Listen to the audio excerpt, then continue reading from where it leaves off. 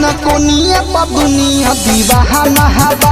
अरे कहा जाने कोई संजा महाना बा। तीन कोनिए पर दुनिया दीवाना बा।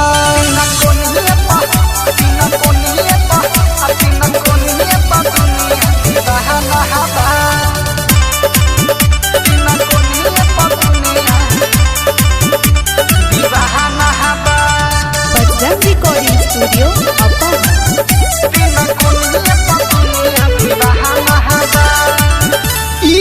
देखी सखी सुना हटियुआ हमर डरेला।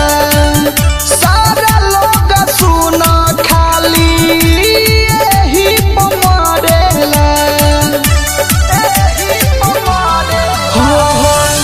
इहे देखी सखी सुना हटियुआ हमर डरेला। सारा लोग सुना खाली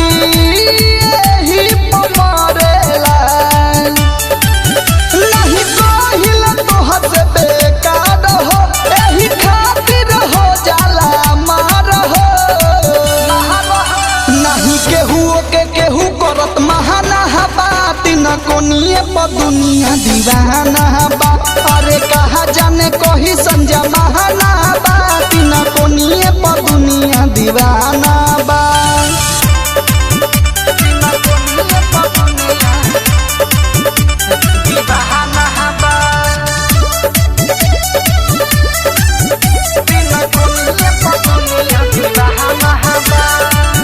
दीपक दीवा कर तो हसे बात मान हमर सुना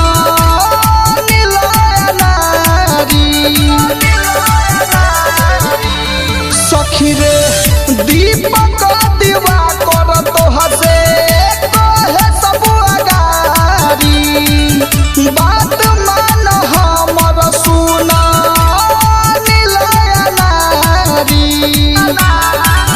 इहे सोच के आवे नहीं नींद हो। सबे खोज ले राते दिन हो।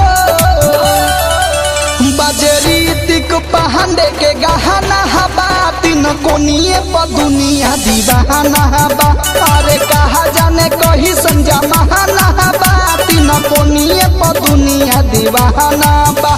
सखी तोहरा से कहीं हम सब हो। बदमान हमारा तू खोजत सभे रोजाना बा। तीन कोनिए पर दुनिया दीवाना बा। अरे कहा जाने कोई संजा महाना बा। तीन कोनिए पर दुनिया दीवाना बा।